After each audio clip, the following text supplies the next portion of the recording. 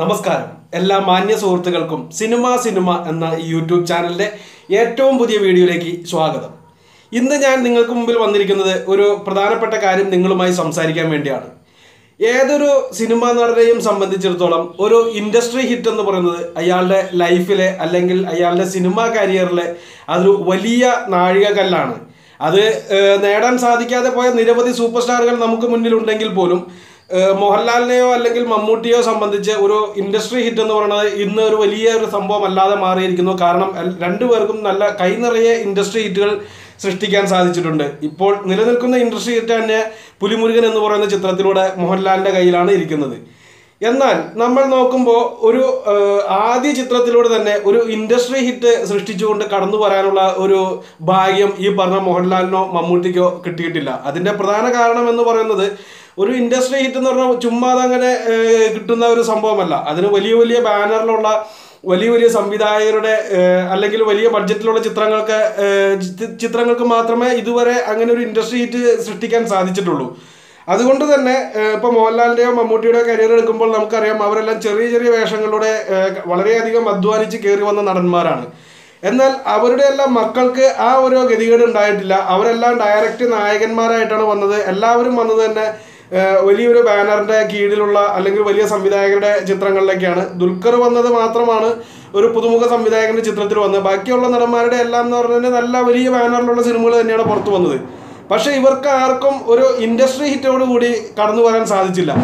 അതിന് ഭാഗ്യം നേടാൻ മലയാള സിനിമയിൽ ഒരേ ഒരാൾക്ക് മാത്രമേ സാധിച്ചിട്ടുള്ളൂ. ഇനി ആ റെക്കോർഡ് വെട്ടിക്കാൻ ആർക്കെങ്കിലും സാധിക്കുമോ എന്നും അറിയില്ല.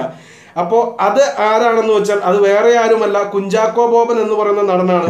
1997 അദ്ദേഹത്തിൻ്റെ ആദ്യ ചിത്രമായ അനിയത്തിപ്രാവ് അന്നത്തെ ഒരു ഇൻഡസ്ട്രി ഹിറ്റായിരുന്നു. അനിയത്തിപ്രാവ് ആ വെട്ടിച്ച റെക്കോർഡാണെങ്കിൽ സാക്ഷാൽ മമ്മൂട്ടിയുടെ ഹിറ്റ്ലർ എന്ന് പറയുന്ന ചിത്രമിട്ട 15 കോടി രൂപ എന്ന റെക്കോർഡാണ് അദ്ദേഹം വെട്ടിച്ചത് അനിയത്തിപ്രാവിലൂടെ. അനിയത്തിപ്രാവിൻ്റെ വേറൊരു കാര്യം കൂടി പറഞ്ഞാൽ 97 നമുക്ക് 3 ഇൻഡസ്ട്രി ഹിറ്റുകൾ ഉണ്ടായിരുന്നു. അതിൽ ആദ്യം തന്നെ വന്നത് അനിയത്തിപ്രാവാണ്. അനിയത്തിപ്രാവിൻ്റെ റെക്കോർഡ് അതേ വർഷം തന്നെ ചന്ദ്രലേഖ എന്ന് പറഞ്ഞ മോഹൻലാൽ ചിത്രം വെട്ടിച്ചു.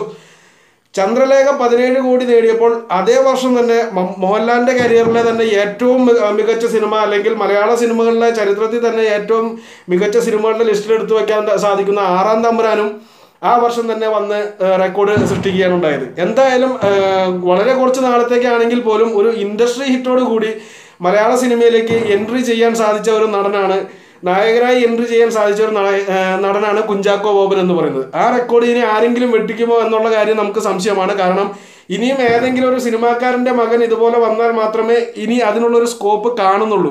അല്ലാത്തവർക്ക് സൃഷ്ടിക്കാൻ സാധിക്കില്ല എന്നല്ല ഉദ്ദേശിച്ചത്. പക്ഷേ ഈ പറഞ്ഞൊരു വലിയ ബാനർ, വലിയ സംവിധായകൻ, വലിയ ബഡ്ജറ്റ്, വലിയ ക്യാൻവാസിലുള്ള സിനിമകൾക്ക് ആണ് കുറച്ചുകൂടെ എളുപ്പത്തിൽ ഇതിനകത്തേക്ക് എത്താൻ സാധിക്കുക. അതുകൊണ്ട് തന്നെ അതൊരു ഏതെങ്കിലും ഒരു ആർട്ടിസ്റ്റിൻ്റെ അല്ലെങ്കിൽ ഏതെങ്കിലും സിനിമാക്കാരൻ്റെ മക്കൾക്ക് സാധിക്കുകയുള്ളൂ. കുഞ്ചാക്കോ ബോബനും അതുപോലെ തന്നെയുള്ള ഒരു വലിയ പ്രശസ്തമായിട്ടുള്ളൊരു സിനിമാ ഫാമിലിയിലെ അവസാനത്തെ സ്റ്റെപ്പാണ്.